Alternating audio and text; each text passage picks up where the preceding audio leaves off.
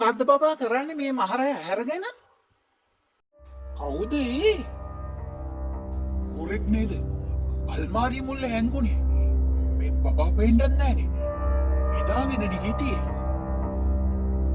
කී හිතේ මම දැක්කේ නෑ කියලා. දෙන්නම් පැත්තකින් 6 එකක්ම.